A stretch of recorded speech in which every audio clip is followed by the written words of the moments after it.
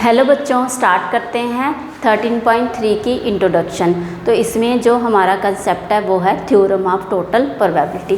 Theorem of total probability क्या है बेटा? लेट करते हैं हम इस E1 E2 टिल n तक be a partition of the sample space. ये E1 E2 En आपके पास इवेंट्स हैं जो हमारे पास पार्टीशन ऑफ सैम्पल स्पेस हैं, लाइक दिस। ये आपके पास आ गया E1 और ये आ गया आपके पास E2 और यहाँ पे ले लो आप E3 और ये आपके पास एक इवेंट है A और ये आपके पास है En इवेंट। ठीक है, तो ये इवेंट जो है हमारे पास कहाँ पे है? एक सैम्पल स्पेस में। ये आपके पास एक सैम्पल स्पेस में इवेंट्स हैं। ठीक है, फिर बोला गया है आपको जो इवेंट हैं सभी के सभी हैज़ नॉन ज़ीरो प्रोबेबिलिटी। इन सब की जो है नॉन ज़ीरो प्रोबेबिलिटी है। लेट करेंगे ए जो है एक ऐसा इवेंट है जो ये भी एसोसिएट करता है इसी सैम्पल स्पेस के साथ। ठीक है, तो इस ए की जो प्रोबेबिलिटी है आप वो कैसे फाइंड करेंगे?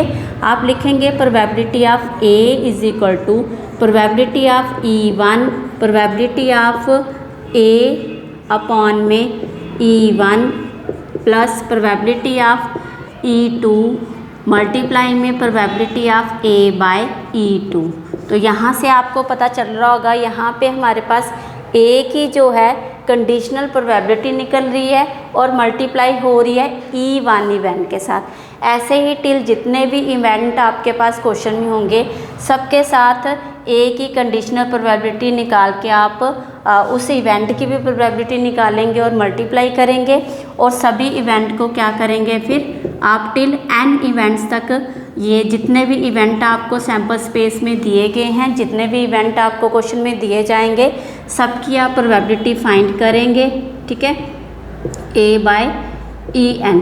तो आपके पास टोटल प्रोबेबिलिटी आ जाएगी, मतलब कि आपके पास जो इवेंट की प्रोबेबिलिटी पूछी गई है वो आपके पास आ जाएगी। ठीक है, यहाँ पे हमने लेट किया था A be any event associated with sample space. अब हम ए की ही प्रोबेबिलिटी यहाँ पे फाइंड कर रहे हैं। तो इसके लिए यही टोटल प्रोबेबिलिटी का फॉर्मूला आप ये भी ले सकते हैं, summation I is equal to 1 to n probability of EI probability of A by EI। Okay बेटा, ठीक है, क्वेश्चन करेंगे वहाँ पे आपको ज़्यादा क्लियर हो जाएगा। चलिए, अब हमारे पास ये फर्स्ट टॉपिक था। जैसे सेकंड टॉपिक हमारे पास है बेस थ्योरम। बेस थ्योरम, अब बेस थ्योरम जो है वो इसी पे डिपेंड है। ठीक है, तो चलिए हमारे पास बेस थ्योरम आपको सॉल्व करनी है। तो इसके लिए भी हमारे पास यही जो इवेंट्स हैं वो partition of the sample space हैं। बस अब इसको थोड़ा रब कर देते हैं।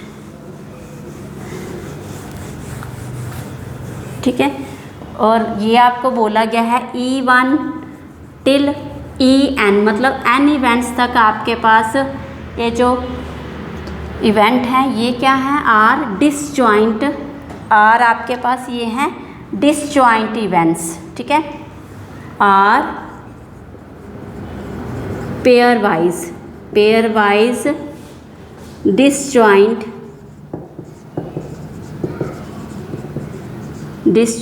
इवेंट्स। ठीक है, ये हैं हमारे पास। अगेन हम लेट करेंगे A be any event associated with this and A has non zero probability. ठीक है, अब ए की प्रोबेबिलिटी यहाँ पे कैसे फाइंड करेंगे? EI by A is equal to probability of EI multiply में probability of A by EI upon में टोटल प्रोबेबिलिटी आएगी। ठीक है, अब जैसे आप पीछे आप टोटल प्रोबेबिलिटी में यही करके आए ना, प्रोबेबिलिटी ऑफ E1 मल्टीप्लाई में probability of A by E1 plus probability of E2 और मल्टीप्लाई में probability of A by E2। तो वही आपके पास टोटल आ जाएगा नीचे, summation I is equal to 1 to n probability of E1 2 multiply में probability of A by E I, ठीक है। तो आई जो है हमारे पास क्या है, आई जो है हमारे पास 1 से लेके कहाँ तक नंबर है आपके पास, ये n टाइम्स नंबर हैं, ठीक है। तो ये आप नोट कर लेंगे इसको, ओके। चलिए अब इसके ऊपर जो है हमारी एक एग्ज़ाम्पल, वो है एग्ज़ाम्पल नंबर 16। वो हम देखते हैं थोड़ा सा बेस थ्योरम का जो क्वेश्चन है वो हम कैसे सॉल्व करेंगे, ठीक है। तो चलिए एग्ज़ाम्पल नंबर 16 अब आप नोट करेंगे, ओके। फॉर्मूला आप ये नोट करेंगे। प्रोबेबिलिटी जब आपके पास क्वेश्चन आएगा कि आपको क्या करना है, प्रोबेबिलिटी फाइंड करनी है इवेंट की, बट आपके पास जो इवेंट्स दिए होंगे वो क्या होंगे, पेयर वाइज इवेंट दिए होंगे वहाँ पे, ठीक है। चलिए स्टार्ट करते हैं एग्जाम्पल नंबर 16।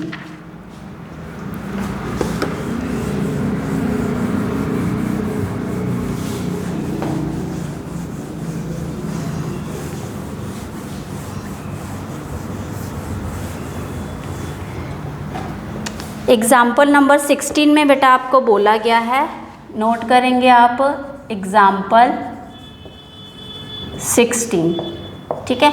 इसमें आपको बोला गया है bag first contain 3 red ball and 4 black ball while another bag contain another bag मतलब second bag 5 red ball and 6 black ball.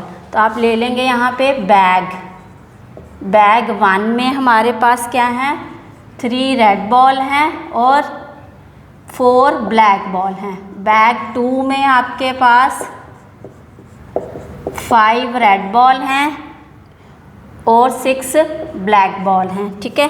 फिर आपको बोला गया है 1 ball is drawn at random from 1 of the bags and it is found to be red. आपको बोला गया है एक बॉल आप ड्रॉ करोगे किसी एक बैग से, ठीक है। फिर आपको जो बॉल मिला वो क्या है, रेड है। Find the probability that it was drawn from bag 2।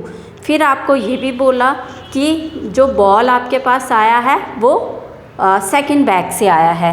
तो इसके लिए बेटा हम लेट करेंगे, इसके लिए आप लेट करेंगे E1 and E2 are events of bag 1 and bag 2, ठीक है। और A be the event of drawn red ball, ठीक है। ए जो इवेंट है वो हमने लिया कि हमने रेड बॉल ड्रॉन किया, ठीक है। चलिए फर्स्ट जो है हमारे पास प्रोबेबिलिटी ऑफ E1 की क्या आएगी। अब हमारे पास टोटल बैग जो है वो कितने हैं, यहाँ पे टोटल बैग यहाँ पे 2 हैं। तो बैग 1 की प्रोबेबिलिटी क्या आएगी, 1/2 और बैग 2 की प्रोबेबिलिटी क्या आएगी, 1/2, ओके। फिर आपको बोला गया है, आपको जो हमारे पास रेड बॉल आया है, आपको बोला किसी भी बैग से आपके पास रेड बॉल आ सकता है। हम लेंगे प्रोबेबिलिटी ऑफ रेड बॉल कहाँ से निकालने हैं हम, बैग फर्स्ट से। तो वो कंडीशनल प्रोबेबिलिटी बन जाएगा आपके लिए A/E1। तो वो क्या आएगा आपके पास, फर्स्ट बैग में हमारे पास रेड बॉल जो है वो क्या है, 3 हैं। तो 3 कितना आ जाएगा, टोटल हमारे पास 7 हैं, ठीक है। फिर हमारे पास प्रोबेबिलिटी ऑफ E/2। अब A की जो कंडीशनल प्रोबेबिलिटी है बैग 2 के साथ है। बैग 2 में हमारे पास 5 रेड बॉल हैं और टोटल हो गए 11, ठीक है। ये आ गया आपके पास। अब बेटा आपने देखा बैग 1 की प्रोबेबिलिटी, बैग 2 की conditional probability of A with bag 1 with bag 2, ठीक है। बट हमें बोला गया है जो बॉल निकला वो बॉल आपका सेकंड बैग से निकला। तो उसके लिए हमारे पास प्रोबेबिलिटी क्या आएगी, अब हमारे पास सेकंड बॉल की सेकंड बैग से निकालना है। तो इसलिए आप बैग ऊपर रखेंगे, A रेड बॉल नीचे रखेंगे, ठीक है। तो ये आ जाएगा प्रोबेबिलिटी ऑफ E2 मल्टीप्लाई में प्रोबेबिलिटी ऑफ A/E2। अभी आपने फॉर्मूला देखा था, ठीक है, वही आपके पास आ रहा है। क्लियर है बेटा। चलिए अब हमारे पास यहाँ पे नीचे आ जाएगा प्रोबेबिलिटी ऑफ टोटल प्रोबेबिलिटी आएगा। नीचे आपने देखा था ना फॉर्मूला, एक बार मैं फॉर्मूला यहाँ पे फिर से राइट करती हूँ, ठीक है। फॉर्मूला हमारे पास क्या था, यहाँ पे ये था I1 I1 अब नीचे था summation of I2 1 n probability of EI probability of A by EI। I जो है हमारे पास is equal to 1 2 3 4 to n times तक नंबर है यहाँ पे। तो probability of E1 by A is equal to probability of E1 probability of A by E1 upon summation बोला गया है। तो मतलब हमारे पास दोनों बैग, अब बैग 1 हमारे पास PE1 मल्टीप्लाई में प्रोबेबिलिटी ऑफ AE1, यहाँ पे हमने गलत नहीं लिखा क्योंकि हमें बैग 2 बोला गया है, तो यहाँ पे 2 आएगा। क्या आएगा, बैग 2 बोला गया ना बेटा, तो यहाँ पे 2 आएगा, ठीक है। ये आ गया plus probability of E2 probability of A by E2, ठीक है। ये आ गया, मतलब नीचे हमारे पास क्या आएगा, टोटल प्रोबेबिलिटी। ओके, तो ये आप सॉल्व कैसे करेंगे इसको, जो भी है इसकी वैल्यू, सभी वैल्यू आप पुट करेंगे यहाँ पे। अब E1 है 1/2 मल्टीप्लाई में A बाय E2 वो है 5/11, ठीक है। अपॉन में है E1 और मल्टीप्लाई में A by E1 plus 1/2 multiply में 5/11। अब इसको सॉल्व कैसे करेंगे वो तो आप कर ही लेंगे, ठीक है। 5 बाय आपके पास 22 आया, अपॉन में आप मल्टीप्लाई कर लेंगे इसको, तो 3/14 और यहाँ पे प्लस 5/22। अगर हम इनका LCM ले लें क्रॉस मल्टीप्लाई करके ही, ठीक है। ओके, तो यहाँ पे हमारे पास क्या आ जाएगा, मल्टीप्लाई में 22 और ये आ जाएगा यहाँ पे 14, ओके। और नीचे जो है हम इनको दोनों को आपस में मल्टीप्लाई 14 मल्टीप्लाई में 22 ऐसे ही रखेंगे क्योंकि ये हमारा 22 कट जाएगा इसके साथ, ठीक है।